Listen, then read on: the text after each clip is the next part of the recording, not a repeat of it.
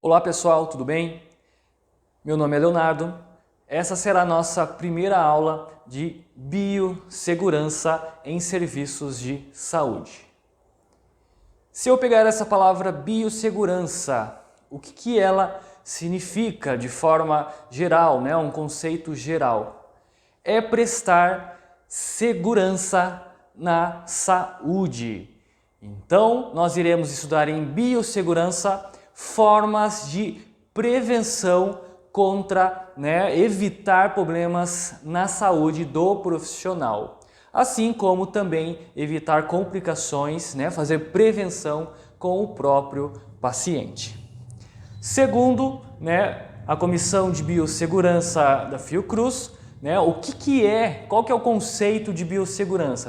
É o conjunto de ações voltadas para prevenção. Então, nessa disciplina, nós vamos focar em prevenir complicações durante a nossa atuação, seja em domicílio, seja assistência pré-hospitalar, intra-hospitalar. Ok? Na minimização ou eliminação de riscos inerentes às atividades de pesquisa, ou seja, quando os autores eles criam uma pesquisa, eles utilizam a biossegurança para evitar complicações em trabalhos realizados, na produção de ensino, no desenvolvimento tecnológico e prestação de serviços. Risco pode comprometer a saúde do homem, ou seja, o trabalho, de uma forma ou outra, ele pode trazer riscos, principalmente na área da saúde. Então, nós vamos utilizar a biossegurança para a nossa prevenção, ok? Também aí nos animais, do ambiente ou a qualidade dos trabalhos desenvolvidos. Então isso é um resumo, de como, do que é a biossegurança, ok? Por biossegurança hospitalar entende-se a área responsável por sensibilizar e informar os profissionais que trabalham em estabelecimentos de saúde, ou seja, a biossegurança são formas de como nós podemos fazer para prevenir a nossa vida, evitar complicações. Norteando quanto à minimização de riscos ocupacionais, ou seja, nós vamos tentar o máximo minimizar, reduzir complicações, problemas na nossa atuação. Por quê? Porque profissionais da enfermagem atuam com instrumentos perfuro-cortantes, agulhas, os bisturis, ou seja, tesouras. São tantos recursos, são tantos materiais que podem ocasionar acidentes aí durante o trabalho. Evitar contaminações com sangue, evitar contaminações com muco, com secreções do paciente, com micro-organismos que estão espalhados por todo o ambiente. Então, nós não temos que tomar cuidado somente na hora do ato, mas antes do procedimento. Então, antes de realizar o procedimento, nós temos que tomar cuidado, nós temos que fazer a prevenção, ok? Nos dias atuais, onde nós estamos vivendo uma pandemia, o coronavírus, onde surgiu o coronavírus aí. Então, qual que é a prevenção? O que entra a biossegurança? A utilização de máscara, os face shield, de proteção. Então, isso é biossegurança, é a prevenção, ok? Então, nós vamos evitar causas por materiais biológicos, ou seja, que vem aí do nosso corpo, sangue, secreções, muco, químico, ou seja, produtos que podem levar a complicações, e físico, que são os materiais, como como eu citei anteriormente, agulhas, e diversos outros materiais aí, ok? Referente aos acidentes com material biológico, né? Uso abusivo de produtos químicos, ou seja, locais que usam química, né? Materiais químicos, isso pode causar comprometimento. Controle de infecção hospitalar, ao descarte de resíduos, ou seja, vocês vão aprender durante, né, essa disciplina qual é a forma ideal para fazer os descartes. Não é em qualquer local que nós vamos descartar agulhas, outros equipamentos, outros materiais, tá? Então tem local específico, ok? A contaminação do ambiente, então tem que tomar cuidado com o ambiente que ele tem micro-organismo. Então nós devemos trabalhar para tomar cuidado com todos esses aspectos. Finalmente, ao uso adequado de equipamentos de proteção individual e coletiva, ou seja, quais são os equipamentos que nós vamos utilizar, qual equipamento que todos os profissionais vão utilizar, tanto individual como de forma coletiva, onde nós vamos ver mais adiante nas nossas aulas. Acidentes com materiais biológicos. O risco ocupacional envolvendo agentes infecciosos é conhecido desde o início da década de 1940, né, lá na década de 40, onde surgiu, né, o vírus HIV, né, AIDS. Desde aquela época eles foram observando que as pessoas iam se contaminando, né? Uma ia transmitindo a outra. Desde então, né, foi sendo observado essa situação e somente lá na década de 80, em 1980, que iniciou na verdade a precaução. Eles começaram a prevenir aí, né, complicações, ou seja, essa transmissão do HIV. Então é muito antigo, né, que eles começaram a observar esses acidentes que iam acontecendo. Os acidentes de trabalho com sangue e outro fluido potencialmente contaminado devem ser tratados como casos de emergência, ou seja, quando existe uma exposição com sangue, né, vamos dizer que teve uma perfuração, né, um material perforocortante teve essa perfuração aí e estava com presença de sangue, né, e essa pessoa estava, vamos dizer, contaminada aí, né, a pessoa tem o HIV. Isso deve ser tratado de forma emergencial, tá? Então, sempre que estiver exposição de material sanguíneo, a situação, né, é de emergência, tá? Uma vez que para que haja maior eficácia, as intervenções para a profilaxia de infecções por HIV e hepatite B devem ser iniciadas logo após a ocorrência do acidente. Como dito, teve a exposição com material sanguíneo, né, deve então ser encaminhado, né, para o atendimento breve.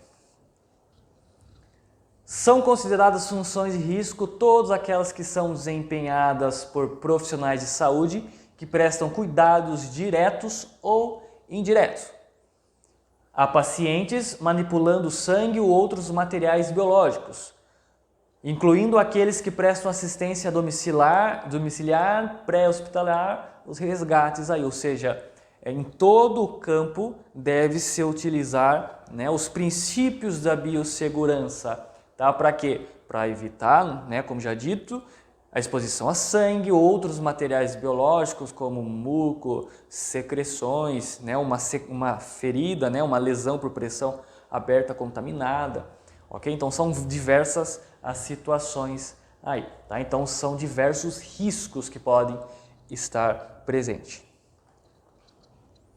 A exposição que pode representar risco de transmissão nessa situação, né, o HIV e do vírus da hepatite B e C são definidos como que pode ter aí, né, essa exposição, como pode ocorrer essa contaminação. Exposição percutâneas, Quando a gente fala cutânea, significa pele, percutânea, né, abaixo aí da pele.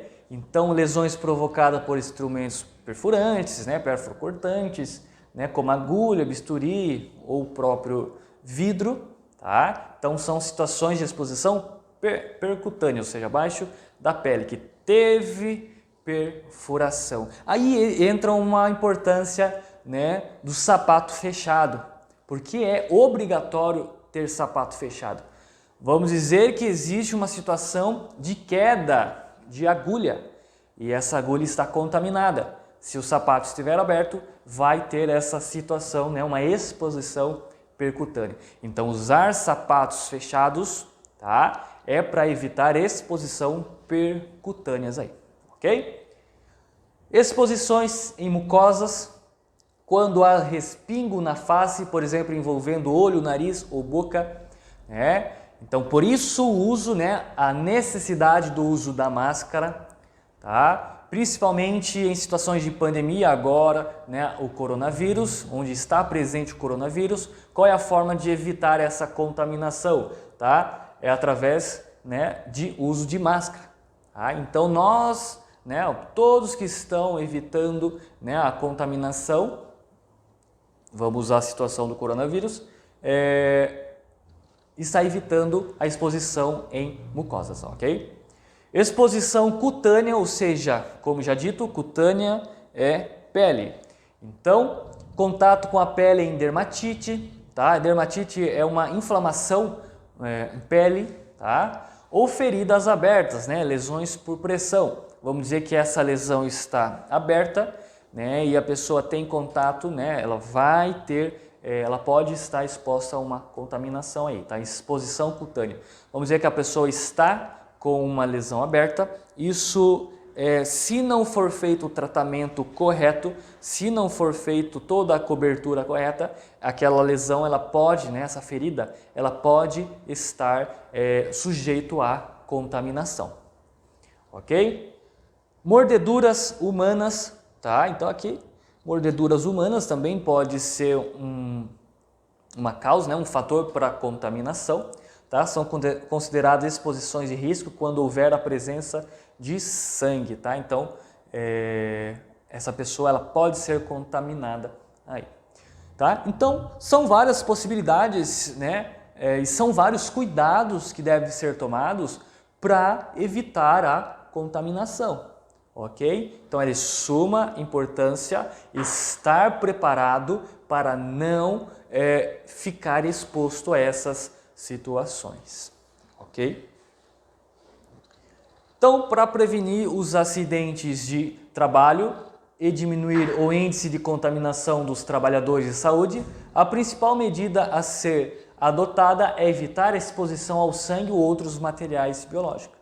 A melhor forma de não se contaminar é evitando essas exposições. E como evitar? Usar todos os equipamentos e prestar muita atenção em todas as situações que podem estar envoltos, né, durante o trabalho, durante a atuação profissional, tá? Sangue é o principal e outros materiais biológicos. Vamos dizer que o paciente está entubado, está na UTI, né? Vamos dizer que ele tem uma tuberculose, né? Vai precisar auxiliar lá num procedimento de aspiração, né? Vai fazer a aspiração, a secreção ele pode ser jorrada pela traqueostomia e se não tiver preparado, se não tiver com os equipamentos de EPI, né? Principalmente máscara, óculos também, pode ser contaminado, tá? Então sangue ou outros materiais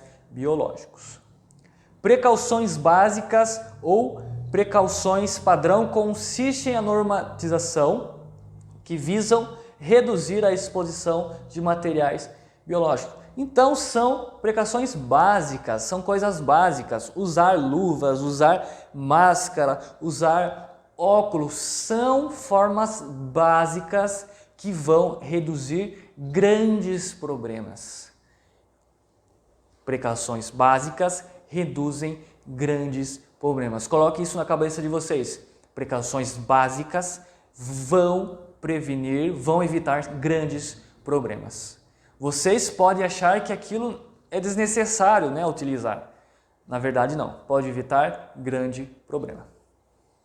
Essas medidas devem ser utilizadas na manipulação de artigos médicos, hospitalares, na assistência de qualquer paciente.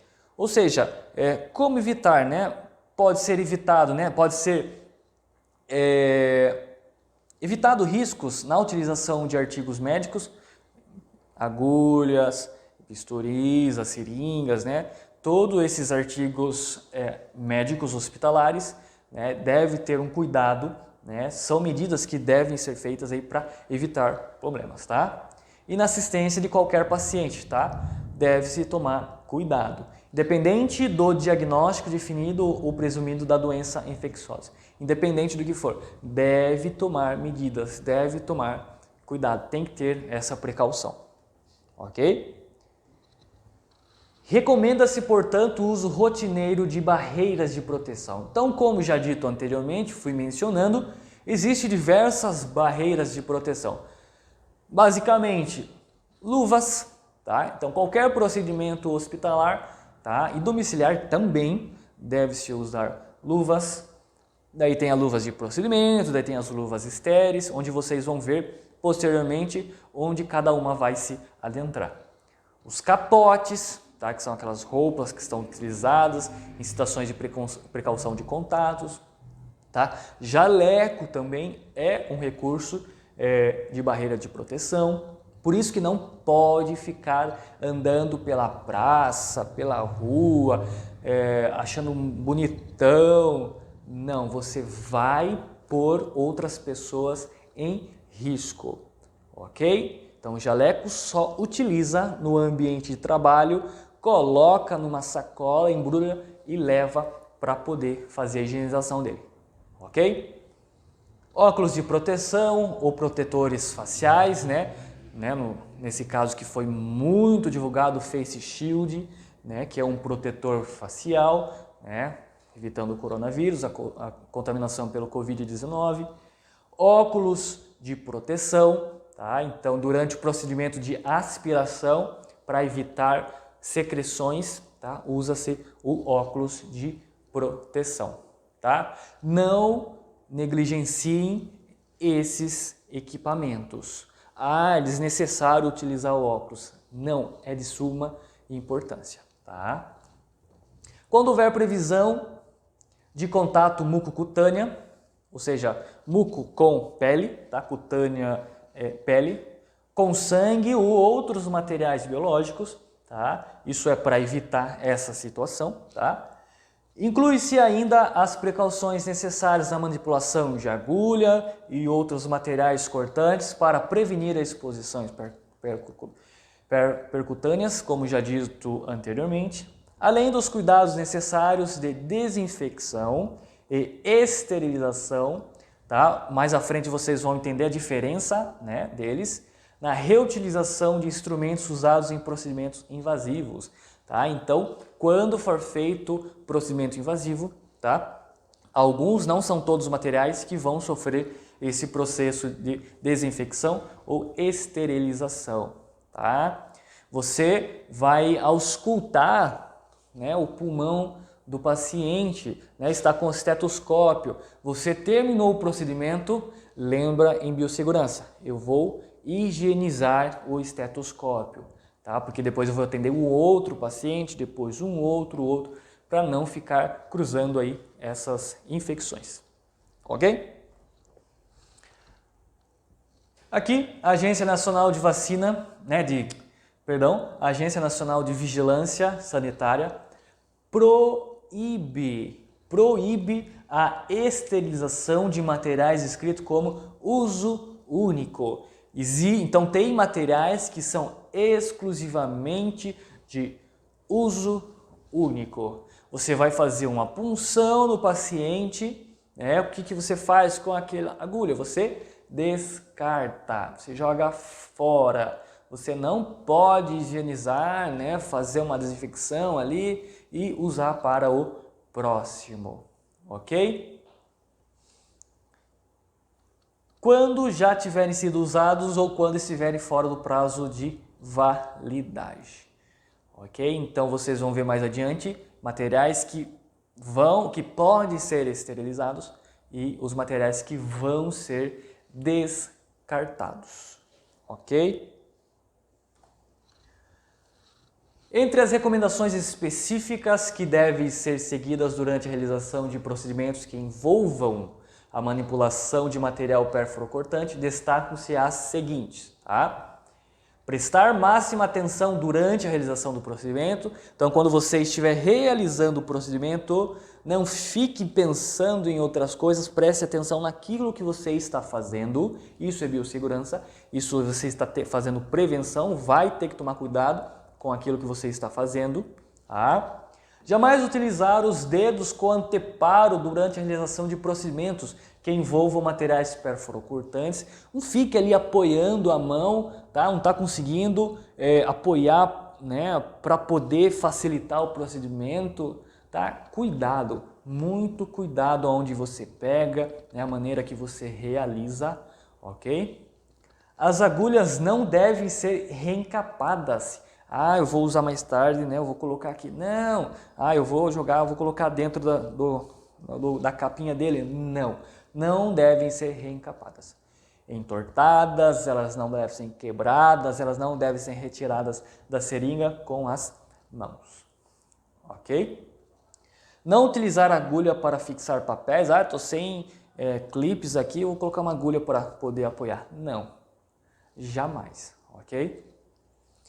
Desprezar todo o material perforocortante, a agulha, os scalpes, as lâminas de bisturi, vidrarias e outros materiais perforocortantes ou perfurantes, mesmo que estéril, em recipiente com tampa resistente à perfuração. Tá? Então vocês vão aprender o local correto que vão ser descartados, onde vai ser descartado. Tá? Os coletores específicos para descarte, descarpaque, tá? Vocês vão ver mais adiante, tá? De material perforocortante, não devem ser preenchidos acima do limite excedido por ele aí, tá? 2/3. Então, vocês vão ver, né, o material, né, o local de descarte, onde ele tem um limite. Atingir o limite, vai fazer o fechamento. O enfermeiro vai lá e vai fazer o fechamento dele. Não vai colocando até chegar à boca do descarpaque. Tá? Então existe um limite que deve ser respeitado. Ok? Vocês vão ver isso mais adiante aí. Tá? Então evitar a capacidade total e deve ser colocado sempre próximo do local onde é realizado o procedimento. Então a caixa está ali, tá? O descarpaque está ali. Tá? Colocou ali, vai ser utilizado ali, não ficar passeando para lá e para cá com ele, tá? Ele está ali, vai ser fechado naquele local. Depois vai ser desprezado no local correto, ok? Resíduos e serviços de saúde, né? Tem aí resolução onde vai estar todos esses princípios, tá? Então vocês podem depois acessar para reforçar o estudo de vocês, ok? A frequência de exposição ao sangue pode ser reduzida em mais de 50%, tá? Isso é um número alto, tá? 50% é um número alto de eficácia. Quando esforços são direcionados para a motivação e para o cumprimento das normas de precauções básicas. Então existe essa norma de precaução básica, nós devemos seguir e evitar então, né, reduzir aí 50% de complicações de risco, ok? Entretanto, tais mudanças de comportamento talvez não alcancem uma redução satisfatória, ou seja, negligenciar, ignorar essas precauções básicas, nós podemos reduzir esse 50%. Aí vai trazer prejuízos para o profissional, para o paciente, para a instituição que você trabalha, ok? Nós devemos seguir essas precauções básicas, não devemos ignorar.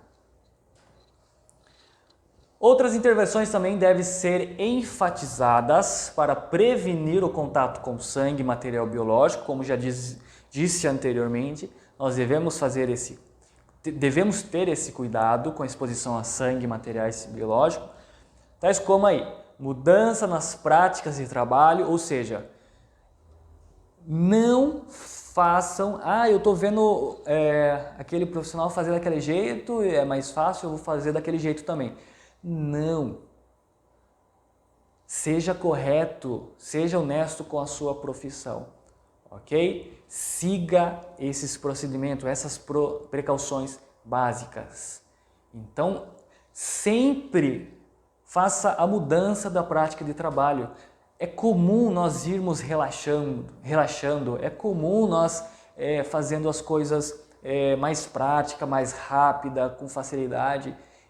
Não, sempre devemos ficar atentos para não cair nesse erro. Então, sempre nós devemos estar mudando a nossa prática, sempre devemos estar nos atualizando. O que tem de novo no mercado que eu posso utilizar, que eu posso reduzir, né, os riscos à exposição. Então, sempre atualizando, sempre mudando a prática do nosso trabalho. Visando o quê? A implementação e ao desenvolvimento de uma política de revisão, de procedimento e de atividades realizadas pelos profissionais de saúde. Ou seja, devemos nos atualizar, tá? Sempre nos atualizar. Não cair na mesmice, não ficar no mesmo, não ficar no passado, sempre estar nos atualizando. Além de ações de educação permanente, ou seja, existem instituições que fazem essa educação permanente, estão sempre sentando com os profissionais para discutir o que tem de novo, o que pode mudar, o que devemos fazer, onde vamos seguir. Tá? Então vamos sempre buscar esse aprendizado, né, essa educação permanente, ou seja, não estagnar, não parar na mesmice e não ficar no passado. Utilização de métodos alternativos e tecnológicos em dispositivos e materiais médico-hospitalares, inclui-se a necessidade nessa categoria aí.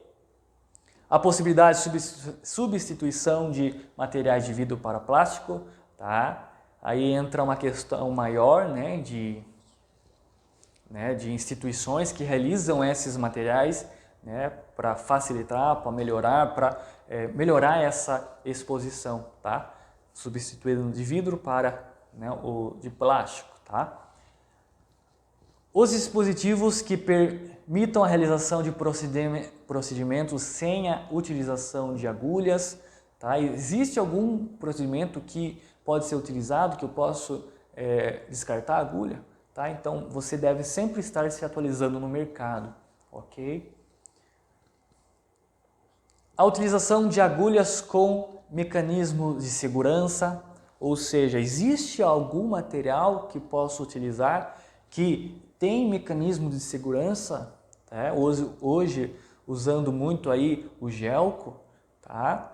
Então mais à frente nós vamos falar sobre esses equipamentos, tá? Então sempre busque a atualização. Existem materiais com mecanismo de segurança, ok? A substituição de bisturis por eletrocautérios, isso entra mais na medicina, na parte do médico, né? Novos projetos de materiais cortantes utilizados em cirurgia e entre outros, tá? Então, aqui está falando que existe métodos, existe equipamento, existe várias formas para você evitar a exposição, ok? É preciso levar em conta, né, inicialmente os procedimentos que envolvem maior risco de contaminação, como os acessos vasculares. Sempre o maior risco é quando está exposto com sangue, tá? A maior risco, a maior exposição é com sangue, tudo bem? A segurança oferecida ao paciente com o uso desses dispositivos e a aceitabilidade dos profissionais que os utilizam. Então, muitos recusam. Muitos, eu não vou usar, é rápido esse procedimento que eu vou fazer, por que eu vou pôr óculos, não preciso? Então ainda existe essa recusa, ainda existe essa resistência com profissionais, tá? Mas não devemos ser dessa forma. São necessárias também disponibilidade e adequação dos equipamentos de proteção, destinados a proteger a integridade física do profissional, incluindo luvas, protetores oculares, faciais, tá? Tudo isso que nós falamos aí. Então é necessário, né? Nós temos que estar utilizando esses recursos aí, ok? Quais são então? Agora está uma forma mais abrangente, né?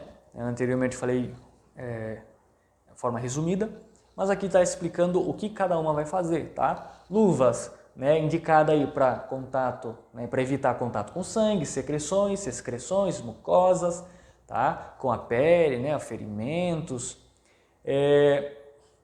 Uso de luvas duplas, quando nós formos para a aula de luvas, nós vamos falar mais disso, tá? Existem situações que nós usamos a de procedimento por baixo e a estéreo por cima, tá?